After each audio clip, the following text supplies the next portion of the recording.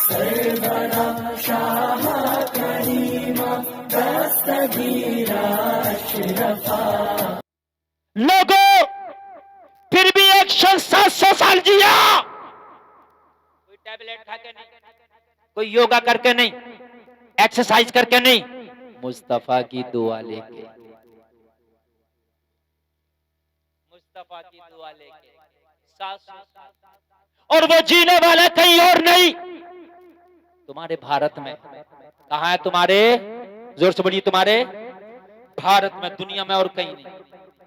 इस नबी की उम्मत में 700 साल की उम्र आप नहीं बता सकते, लेकिन सुनिए, एक शख्स है जो 700 साल जिया। कौन है वो? नाम है रतन हिंदी। कह दो ना सुभान अल्लाह। लोगों, ये वो रतन हिंदी है कि जो तिजारत करता था, बहुत बड़ा ताजिर था, माल इधर से उधर ले जाके बेचता था। लोगों, कभी तिजारत मुल्क शाम से करता था, रहने वाला इंडिया का, कभी हिजाज से करता था, रहने वाला इंडिया का, कभी इराक से करता था, रहने वाला इंडिया का। लोगों, जरा गौर करो, एक दिन तिजारत का माल लेकर के हिजाज जा रहा था, मुस्तफा का बचपना है, हलीमा की बकरियां चरा रहे। मुस्तफा का बचपना है, हलीमा की बकरियां चरा रहे हैं।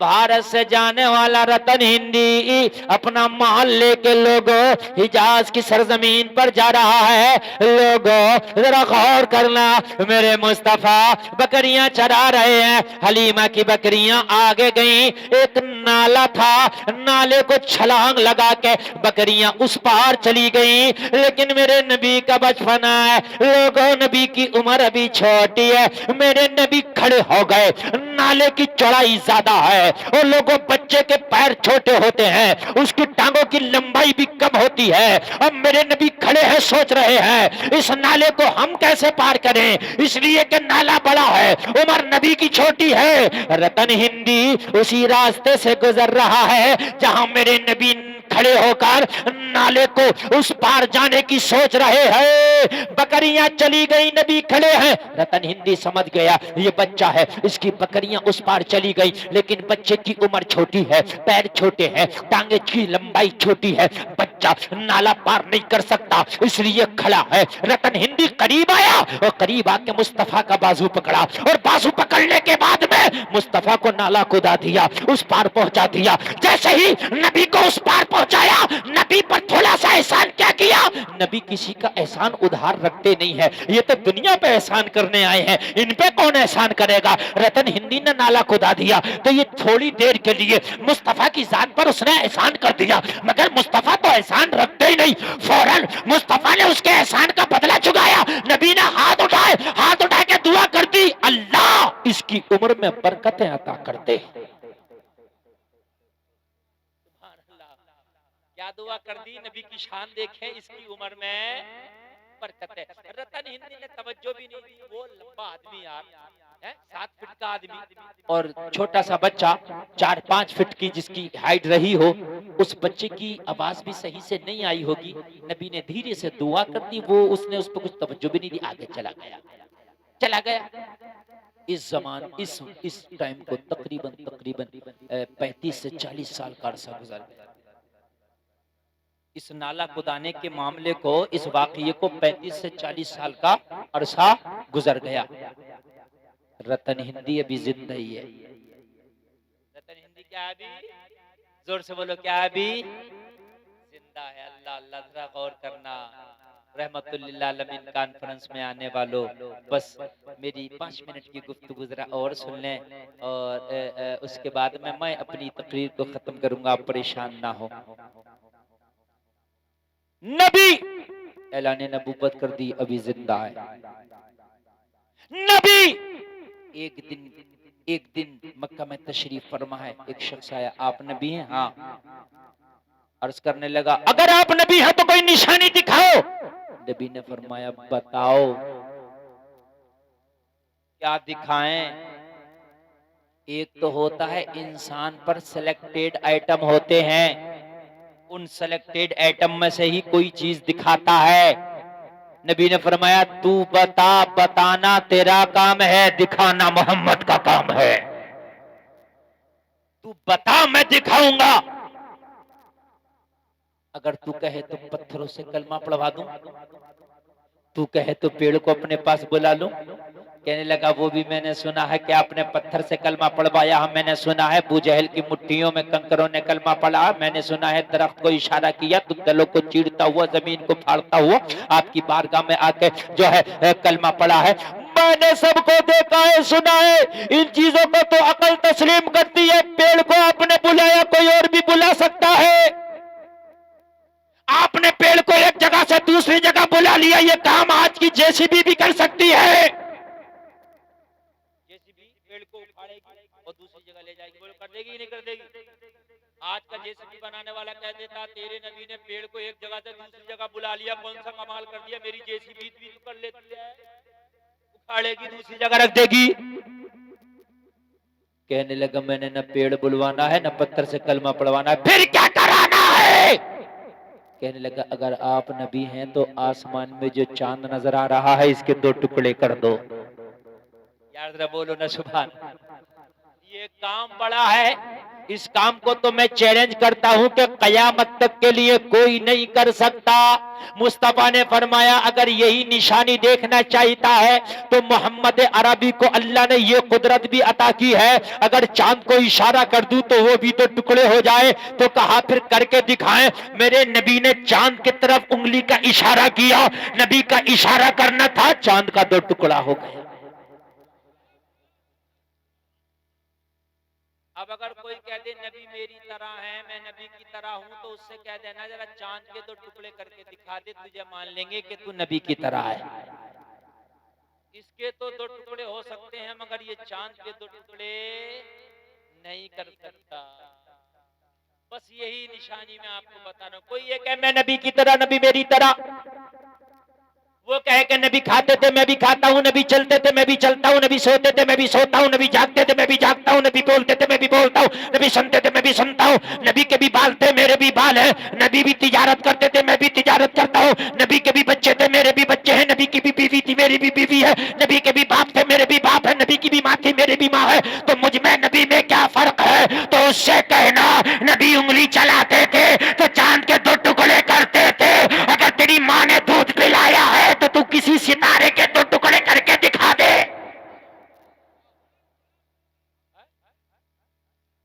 लोगों खाने से नहीं होता, पीने से नहीं होता, चलने से नहीं होता। बात समझ रहे कि नहीं समझ रहे? ये उलमा बैठे हैं स्टेज पर, ये तुम्हारी तरह खाते हैं, तुम्हारी तरह पीते हैं, तुम्हारी तरह सोते हैं, तुम्हारी तरह जागते हैं, तुम्हारी तरह इनके भी बीवी बच्चे हैं, मगर फिर भी तुम इनकी तरह नहीं हो। इसलिए कि ये इल्म वाले हैं, तुम्हारे अंदर वो इल्म नहीं है। और कुरान ने कह दिया कि इल्म वाले और बगैर इल्म वाले बराबर नहीं हो सकते। कुल हल यस्तविल्लज़ीना यअलमून वल्लज़ीना ला यअलमून। महबूब तुम फरमा दो इल्म वाले और बगैर इल्म वाले बराबर नहीं हो सकते। जलसे में आने वालों, जब इल्म वाले और बगैर इल्म वाले बराबर नहीं हो सकते तो उम्मती और नबियों का सरदार बराबर कैसे हो जाएंगे? ये कैसे बराबर? मुझे बताइए जरा, कैसे बराबर? नहीं हो सकते ना। नबी ने 2 टुकड़े कर दिए, और जब चांद के 2 टुकड़े कर दिए तो पूरी दुनिया ने देखा, पूरी दुनिया ने देखा कि चांद 2 टुकड़ों में बट गया। रतन हिंदी ने भी देखा, वो रतन हिंदी जो इंडिया का रहने वाला है, उसने भी देखा कि चांद के 2 टुकड़े हो गए। ये तो हैरत में ही पड़ गया, यार जिंदगी में कभी मैंने चांद के 2 टुकड़े नहीं देखे, आज तो 2 टुकड़े हो गए। तिजारत में इंटरेस्ट लेना कम कर दिया, तिजारत में दिलचस्पी कम हो गई। ये पता लगाना का इसने कोशिश की कि ये चांद के 2 टुकड़े किए किसने हैं। जब भी इसके पास कोई दूसरे मुल्क का काफिला आता माले तिजारत लेके, ये पूछता कि माल बाद में दिखाना, पहले ये बताओ चांद के 2 टुकड़े जो हुए तुमने देखे? सबसे पूछता। एक दिन मक्का से यानी हिजाज से एक काफिला आया रतन हिंदी के पास, कहने लगा हम माले तिजारत लेकर के आए हैं, आपसे तिजारत की खरीदो फरोख्त करेंगे, क्या आप हमारे साथ ये डील करेंगे? रतन हिंदी ने कहा डील बाद में होगी, पहले ये बताओ तुमने चांद के 2 टुकड़े देखे थे? दीवाने को तो एक ही जिस्तजू थी, चांद के 2 टुकड़े कैसे? क्या चांद के 2 टुकड़े देखे? मक्का से आने वाला काफिला बोला कि हमने देखे ही नहीं थे, बल्कि हमने तो उसे भी देखा है जिसने चांद के 2 टुकड़े किए थे। यार जरा जोर से बोल दो, और जोर से बोल दो। चांद के 2 टुकड़े करने वाले को भी देखा। रतन हिंदी खड़ा हो गया, कहने लगा माल चाहिए माल ले लो, दिरहम और दिनार चाहिए वो ले लो, मगर उसका एड्रेस दे दो जिसने चांद के 2 टुकड़े किए थे। मैं भी देखना चाहता हूँ इतना पावर वाला है कौन। बता दिया नाम मोहम्मद है, एड्रेस मक्का है। हाय हाय कह दो ना सुभान। रतन हिंदी बोला तिजारत बाद में होगी, नबी की जियारत पहले होगी। यार जरा बोलो, जरा बोलो बोलो। अब तिजारत बाद में होगी, जियारत पहले होगी। अभी कलमा नहीं पढ़ा इसने ना, इस्लाम से कोई लेना देना नहीं, मगर फिर भी जियारत के लिए खड़ा हो गया है ना। और हमारे यहाँ तो मुसलमान है, अगर पैसा हो जाए तो सोचता है ये प्लाट ले लूं, वो प्लाट ले लूं, ये गाड़ी ले लूं, वो गाड़ी ले लूं। अगर अल्लाह ने पैसा दिया तो अपने वालिदैन को पहले हज कराओ, पहले वालिदैन को हज कराओ अगर जिंदा है तो, और वो जिंदा नहीं है तो खुद हज करो। पैसा अल्लाह ने दिया तो हज फर्ज है, करो। अल्लाह ताला सबको, मुझे भी आपको भी तौफीक अता फरमाए। बोलो आमीन, जोर से बोलो आमीन। अल्लाह सबको मदीने की ज़ियारत और हाज़री नसीब फरमाए। बोलो आमीन। रतन हिंदी उठा और उठ के सबर किया और सबर करके पहुंच गया मक्का। जोर से बोलो सुभान अल्लाह, और जोर से बोलो सुभान अल्लाह। ये उन दिनों की बात है कि जब ये मक्का पहुंचा तो नबी हिजरत करके मदीना चले गए। नबी हिजरत करके कहां चले गए? ये आया मक्का आया इंडिया से, तो इंडिया में आकर पूछा भाई मैं मोहम्मद इब्ने अब्दुल्लाह से मिलना चाहता हूँ। लोगों ने कहा वो हिजरत करके मदीना गए। सोचा यार इंडिया से इतना आ गया तो अब मदीना कितना सा है, चलो मदीना भी चलते हैं। मदीना वो लोगों, आज एक शख्स जा रहा है पैदल हज करने के लिए, नाम से यहाँ पे बड़ा सोशल मीडिया पे फटाफट फटाफट हर वक्त कोई चलाओ भाई पैदल पैदल, और भी बहुत लोग गए पैदल, कमाल की बात नहीं, इससे पहले भी बहुत लोग गए। समझ रहे कि नहीं समझ रहे आप? पैदल पहुंच गए नबी की जियारत करने मक्का, मक्का से मदीना, मदीना में पहुंचे मुस्तफा सहाबा के झुरमुट में तशरीफ फरमा है। जरा कह दो ना सुभान अल्लाह। रतन हिंदी एड्रेस पूछते पूछते नबी की बारगाह में पहुंचा। किसी ने बताया यही है वो पावरफुल इंसान जिसने उंगली के इशारों से चांद के 2 टुकड़े कर दिया था। रतन हिंदी कहता है जब मैंने मोहम्मद का चेहरा देखा तो मेरा दिल कह रहा था इसका चेहरा बता रहा है ये तो अगर इशारा कर दे तो जमीन का सीना चीर दे। चेहरा बता रहा था किसी पावरफुल का चेहरा, ये वाकई सरदार है। रतन हिंदी कहता है मैं गया, जाके बैठ गया, जाके बैठ गया। वो चेहरा देख के पता चल जाता है कि इंसान कैसा होगा। कहने लगा, चेहरा देख के नजर आने लगा कि हाँ है पावर वाला। हो गया मेरी तकरीर का टाइम, 2 बजे तक मुझे बोलना था, 2 बज गए और बात खत्म हो रही है। बस जरा सुने। रतन हिंदी कहता जब नबी सबकी सुन सुनकर सबकी हाजत पूरी फरमा रहे थे, मैं भी लाइन में लगा था, अपनी बारी का इंतजार कर रहा था। जब मेरी बारी आई तो मुस्तफा ने फरमाया तुम बोलो, जरा तुम मुंह खोलो।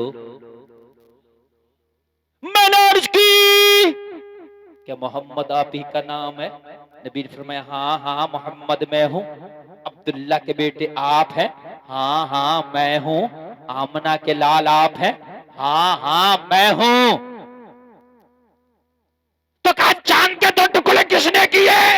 नबी ने फरमाया हाँ हाँ वो भी मैं हूँ। यार जरा जोर से बोलो, जोर से बोलो, और जोर से बोलो।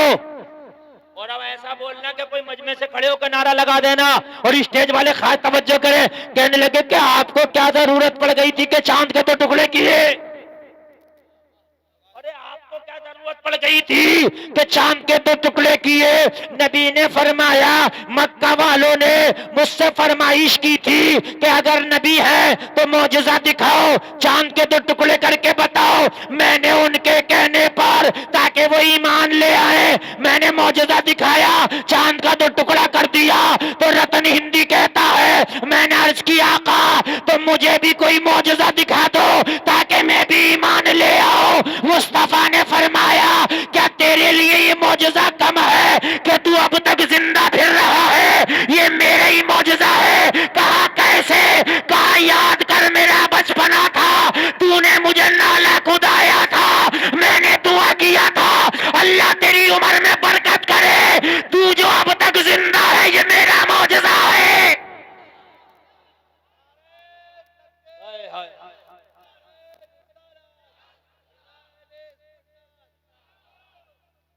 तू जो अब तक जिंदा है, अब ये तो भूल ही गया था। इसे क्या पता था ये वही बच्चा है जो 35-40 साल पहले नाला खुदाया था। ये तो भूल गया था, इसे पता नहीं था। मगर नबी तो फरमाते, मैं तो उन पत्थरों को भी पहचानता हूं जिन्होंने बचपन में मेरे ऊपर दुरूद पढ़ा है। तो नबी जब पत्थर को पहचाने तो नाला खुदाने वाले रतन हिंदी को कैसे भूल जाएगा?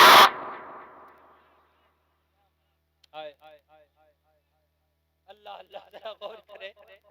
कहा मैं तो भूल गया, आप हैं वो? हाँ मैं ही हूँ जिसे नाला खुदाया था।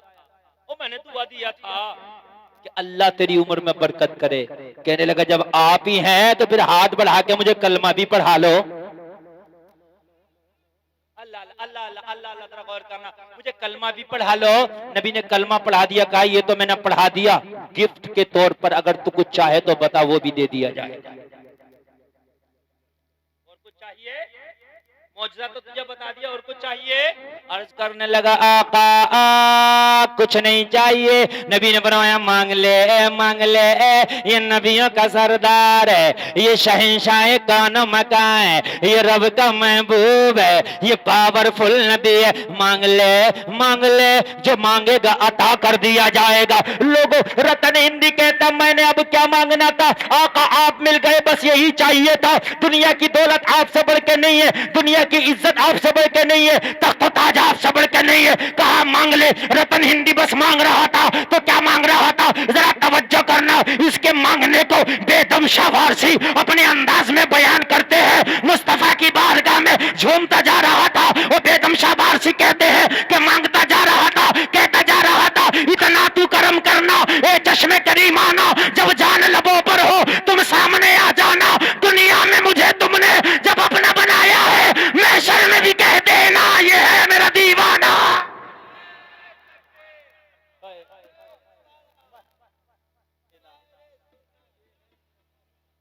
यार जरा जोर से बोल दो।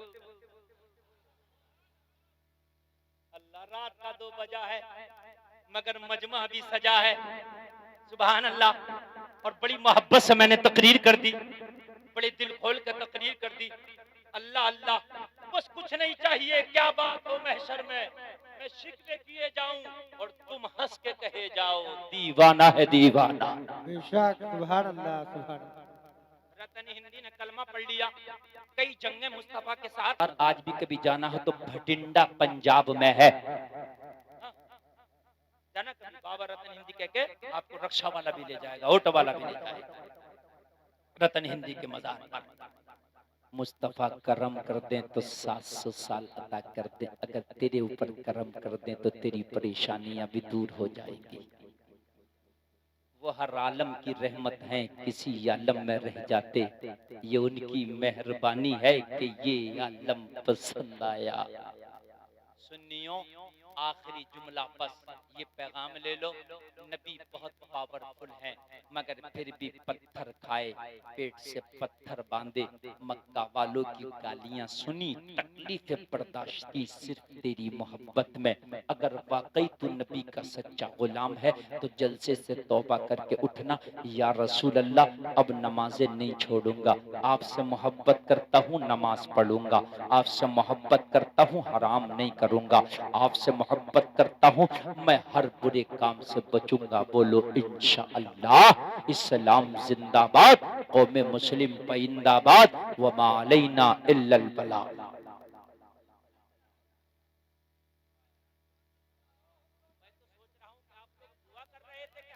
खत्म करें,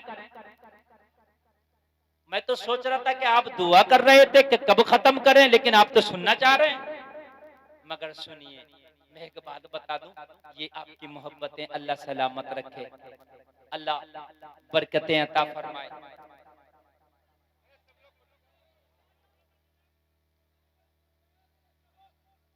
जितने लोग हो सब बोलो आगे बढ़ जाओ, थोड़ा सुन ले, बस सुन ले, आधा घंटा और बैठ जाओ, आगे बढ़िया भैया बढ़िया, सब लोग मिल के बैठ जाओ, कुर्सी बढ़ा लो, बढ़ाओ कुर्सी बढ़ाओ, कुर्सी बढ़ाओ, आगे ले आओ, ऐसे बढ़िया, आगे बढ़िया और बढ़िया, सब लोग आगे बढ़िया, सामने आ जाओ, सामने बिल्कुल सामने आ जाओ, तो महफिल भरा आगे।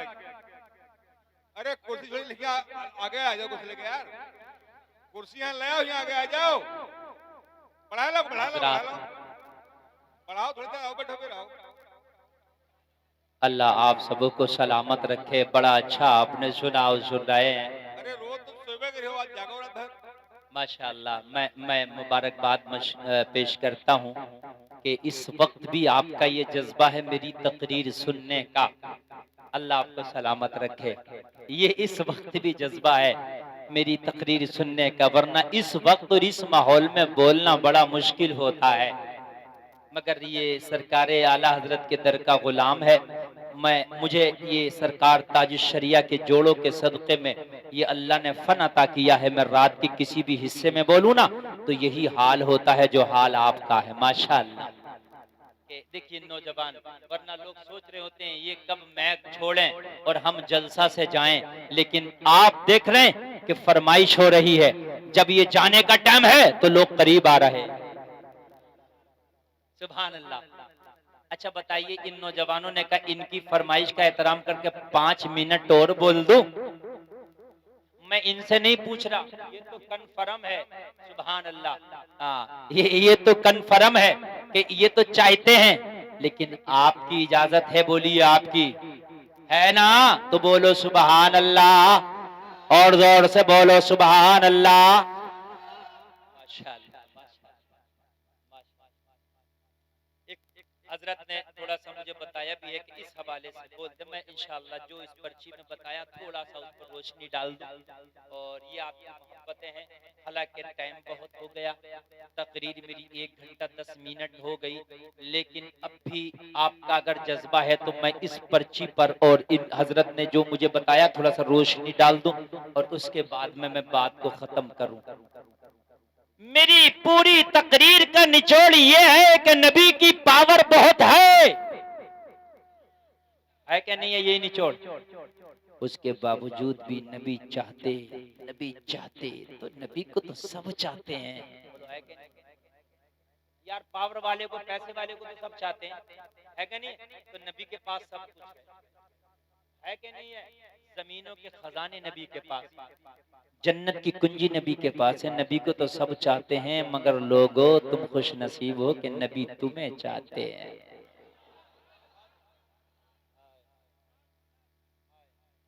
बड़ा मैंने जुमला बोल दिया। और एक बात बता दूं यार, ये उलमा बैठे हैं, इनकी मौजूदगी में जिम्मेदारी से बता रहा हूं, सबसे बड़ी जात है खुदा की। खुदा को सब चाहते हैं, मगर खुदा की कसम खुदा मुस्तफा को चाहता है। हर नबी ने पूछा, हर नबी ने, मौला क्या तू मुझसे राजी है? हर नबी ने पूछा। हजरत जकरिया ने पूछा, मौला तू राजी है? हजरत यूसुफ ने कुएं से निकल के पूछा, क्या तू मुझसे राजी है? हजरत यूनुस ने मछली के पेट से निकल के पूछा, क्या तू मुझसे राजी है? तवज्जो करना जो मैं जुमले बोल रहा हूं। हजरत ईसा ने पूछा, क्या तू मुझसे राजी है? हजरत मूसा ने पूछा, क्या तू मुझसे राजी है? 1,24,000 ने पूछा, मौला क्या तू हमसे राजी है? रब ने मोहम्मद से पूछा, मेरे नबी क्या तू मुझसे राजी है?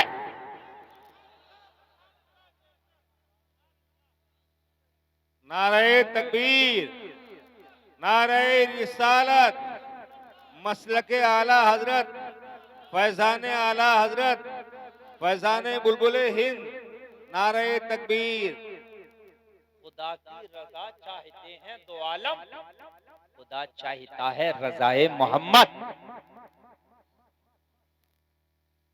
नबी से खुदा पूछ रहा है क्या तुम मुझसे राजी है? अब तवज्जो करें, मस्तान भी स्टेज पर इस वक्त आ गया। हाँ,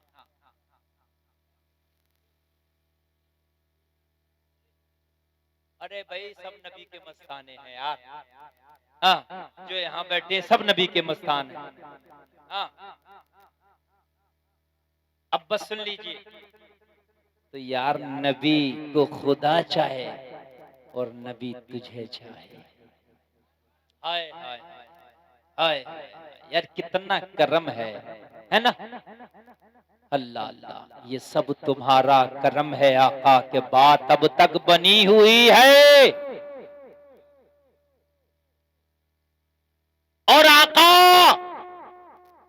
जब तक बिके न थे तो कोई पूछता न था, तुमने हमें खरीद के अनमोल कर दिया, है ना? तो अब हम क्या करें कि जो नबी की मोहब्बत का हक अदा करें? तो नबी फरमाते सुनो,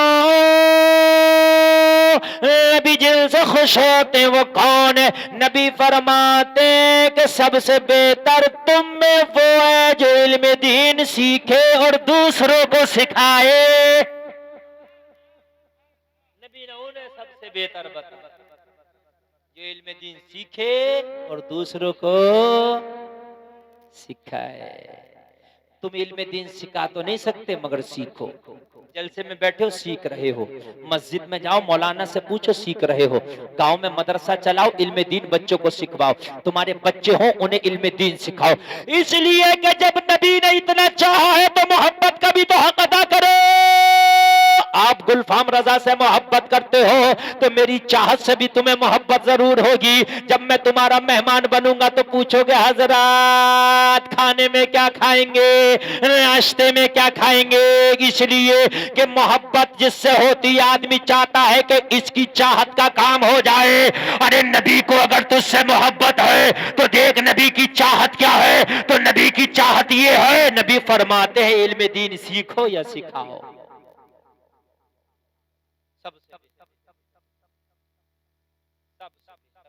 नबी ने, और मर गए ना तो जन्नती होके मरोगे। अगर मर गए तो जन्नती।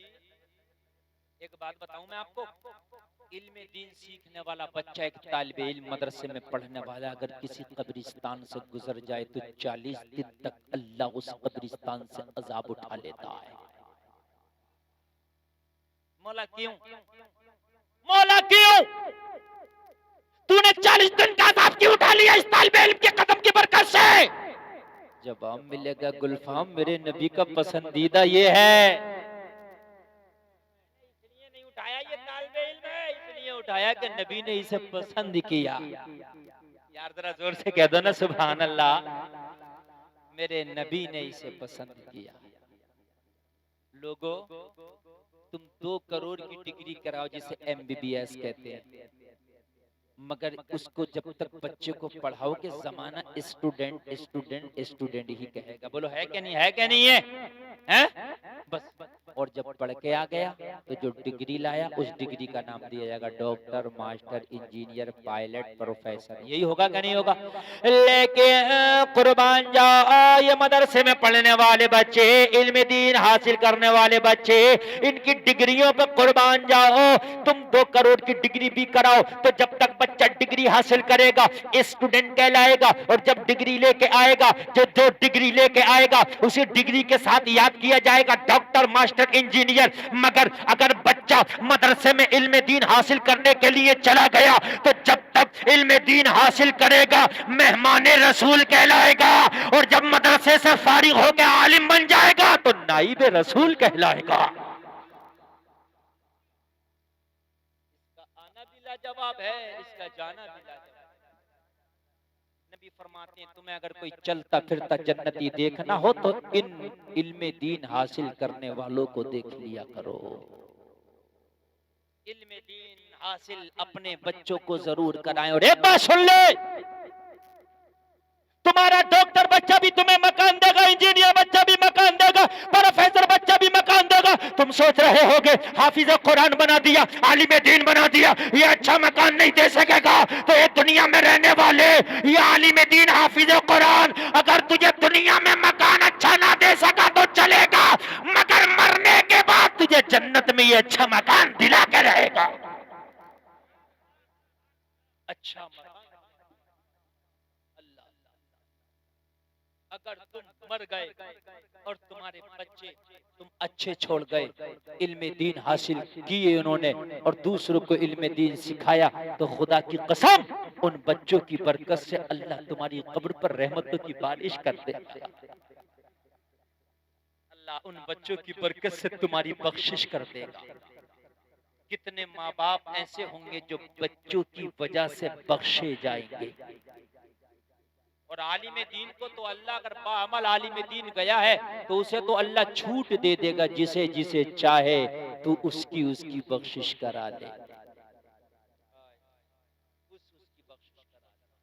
और एक बात बताऊं मैं आपको, लोगों उलमा का मर्तबा अल्लाह ने शुहदा से भी ऊपर रखा है। बहुत बड़ी बात है।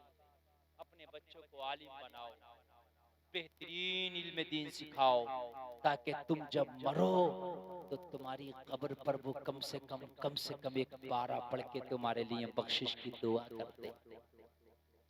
जिसे तुमने डॉक्टर मास्टर इंजीनियर बनाया, मेरे भाई उसे भी कुरान पढ़ा दो।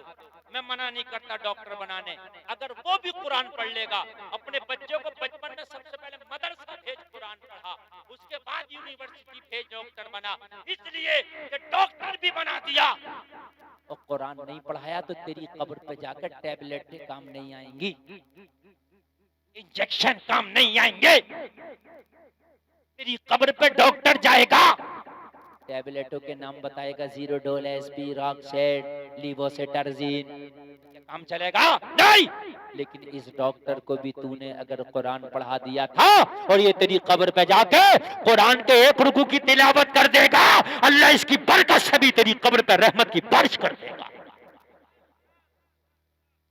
तो अपने बच्चों को अगर कॉलेज में पढ़ाना चाहते हो, मैं मना नहीं कर रहा, लेकिन एक बात आखिरी बात, एक बात जरूर बताऊं और इस पर अमल करना, और ये आखिरी बात है और सबसे कीमती बात है।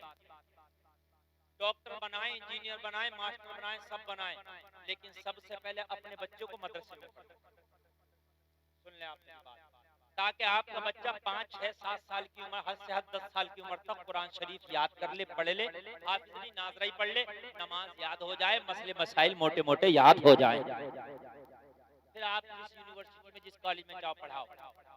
मैटर है बच्चियों का, आजकल लड़कियों के पढ़ाने का भी बहुत शौक है, मैं मना नहीं करता, लेकिन लड़कियों को उस हद तक पढ़ाओ, सिर्फ उस हद तक कि जहां तक उनकी इज्जत महफूज रह सके। जहां लड़की की इज्जत महफूज न रहे वो डिग्री बेकार है, आग लगाने के काबिल है कि जो तेरी बेटी अपनी इज्जत का सौदा करके डिग्री लेके आई है, मैं थूकता हूं उस डिग्री पर। आज कॉलेजों का बड़ा बुरा हाल है, जिस कॉलेज के अंदर लड़की और लड़के भी पढ़ रहे हैं, वहां बॉयफ्रेंड गर्लफ्रेंड बनाने का, दोस्ती करने का एक शौक चढ़ा है। अफसोस, दिल फट जाता दिल। हमारी मुस्लिम लड़कियां कॉलेजों में पढ़कर, खुदा की कसम ये जुमला गिरा गुजरेगा लेकिन बोल दे रहा हूं, गैर मुस्लिम लड़कों से दोस्तियां कर रही हैं, ये फैशन चल चुका है। अपनी बच्चियों को ऐसे कॉलेजों में ना भेजो कि जहां उनकी इज्जतों के चना से निकल जाएं। अभी लखनऊ में आपने सुना होगा, एक लड़की ने एक गैर मुस्लिम लड़के से शादी करी प्यार में, और 1 साल के बाद उसने मर्डर कर दिया। और यार बड़ा अफसोस होता है। अभी कल की बात बताऊं, कल खुदा, ये मिंबरे रसूल पे बैठा हूं, बिल्कुल सच जुमले बोल रहा हूं, झूठे पे अल्लाह की सोबान लाना। मैं कल सुबह की बात बता रहा हूं, मुझे भूख लगी, मैं एक होटल में नाश्ता करने गया। मैं नाश्ता कर रहा था, मेरे साथ एक मेरा दोस्त और था, मुन्ना शरीफ पढ़ता है वो। बराबर वाली कुर्सी पर एक लड़का और एक लड़की आके बैठ गए। कुछ उन्हें भी खाना पीना था। बस मैंने सोचा होंगे मियाँ बीवी रहे होंगे, भाई बहन कैसे भी रहे होंगे। बहरहाल लड़की बुर्के में थी। ये कन्फर्म है कि लड़की किसी कॉलेज की स्टूडेंट थी। ये कन्फर्म था इसलिए कि उसकी कॉलेज की ड्रेस थी और कॉलेज वाला बैग था। तो जाहिर सी बात है 18-19 साल लड़की की उम्र रही होगी। जो लड़का बाइक पर बिठा के अपने साथ होटल में लाया था, बाखुदा बता रहा हूं उस लड़के का नाम अजय था। मैं नहीं जानता लेकिन हाथ पे लिखा था। बड़ा अफसोस होता है यार। तुम कहोगे, मेरा दिल कहेगा, हम सोचते मेरी बहन थोड़ी है, लेकिन जिसने मोहम्मद का कलमा पढ़ लिया वो मेरी बहन है। वो रहने वाली चाहे लोगों तुम्हारे महाराज नगर की हो या रहने वाली लखीमपुर की हो, जो मोहम्मद का कलमा पढ़ती है वो तेरी बहन है। तेरी बहन किसी गैर के साथ जाए या कलमा पढ़ने वाली लखीमपुर की कोई किसी के साथ जाए, तकलीफ तुझे होना चाहिए। आज हमारी बच्चियों को हमने उन कॉलेजों में मोबाइल देकर छोड़ दिया, हमने उनकी खबर ही नहीं ली। वो लड़कों गैर लड़कों से दोस्तियां कर रही है। मुझे बताओ कि कयामत में इसका हिसाब नहीं होगा? खुदा की कसम हिसाब होगा। ये लड़की एक और आज 4 लोगों को जहन्नम में लेके जाएगी। बस आखिरी बात, अपनी बहन बेटी को ऐसी जगह पढ़ा जहां पर इज्जत रह सके। अगर इज्जत नहीं रहती तो मैं थूकता हूं डिग्री पर, मैं ठोकर मारता हूं डिग्री पर। जो इज्जत का सौदा करके तेरी बेटी डिग्री लेके आए, कान खोल के सुन ले, इस्लाम ने सबसे बढ़ के बेटी को इज्जत दी है। अगर इज्जत नहीं तो डिग्री किस काम की है?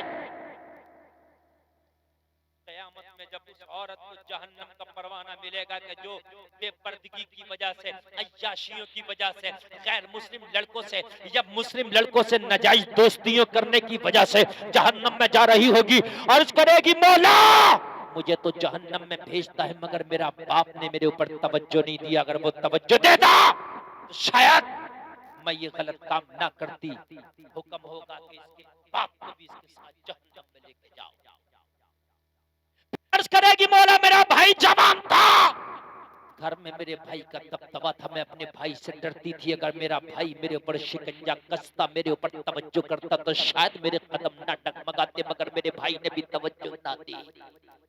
हुक्म होगा इसके बेगैरत भाई को भी जहन्नम में डाल दो। अर्ज करेगी, मौला जब मेरी शादी हो गई तो सारा अधिकार मेरे शौहर का था, मगर ये भी मार्केटों में बेपर्दा घुमाता था, बेपर्दगी पर ये बड़ा खुश होता था। यही तो मुझे चुस्त कपड़े पहनाता था, यही तो मुझे बारीक लिबास पहनाता था, यही तो मेरे बालों को खुलवा के मुझे बाजारों में घुमाता था, यही तो मेरी बेपर्दगी को प्रमोट करता था, यही तो मेरी बेपर्दगी पर मुझे शाबाशी देता था, यही तो मुझे जींस पहन के घुमाता था। अल्लाह अल्लाह, जरा गौर करो, इस अनजान शौहर के लिए भी हुक्म होगा, फरिश्तों इसके शौहर को भी जहन्नम में डाल दो। चौथा मौला जब मैं बूढ़ी हो गई थी तो मेरे बेटे के घर में बड़ा दबदबा था, इसकी बहुत चलती थी। मैंने बुढ़ापे में भी बेपर्दगियां की, मैं बुढ़ापे में भी ऐसे ही घूमती थी। पर्दा बूढ़ी औरत का भी है। लोग सोचते हैं तो बूढ़ी है कोई बात नहीं है, बेपर्दा जा सकती है, घूम सकती है, बाजार में, मार्केट में, खेत में, जंगल में नहीं।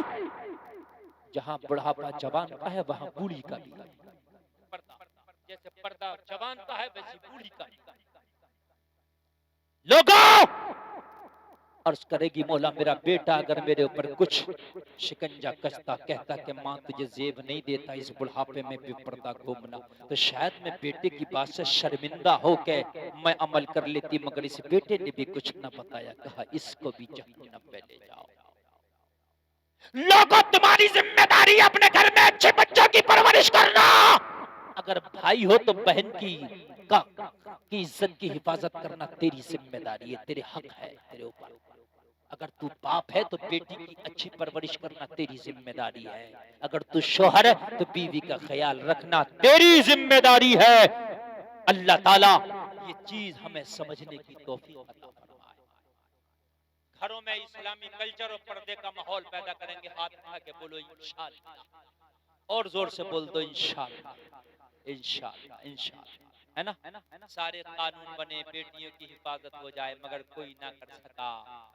एक पंडित ने कहा था, अगर बेटियों की हिफाजत करना चाहते हो तो जो मोहम्मद अरबी ने कानून बना दिया उसे फॉलो करो, बेटियों की इज्जत की हिफाजत हो जाएगी। कहा वो कौन सा कानून है? बताया वो पर्दा है। जो बेटी पर्दे में रहेगी वो इज्जत में रहेगी। अल्लाह ताला कहने सुनने में कोई खता हुई हो तौबा करता हूँ, माफ फरमाए। कलमा शरीफ पढ़ें, ला इलाहा इल्लल्लाह मुहम्मदुर रसूलुल्लाह। इस्लाम जिंदाबाद व मा अलैना इल्ला।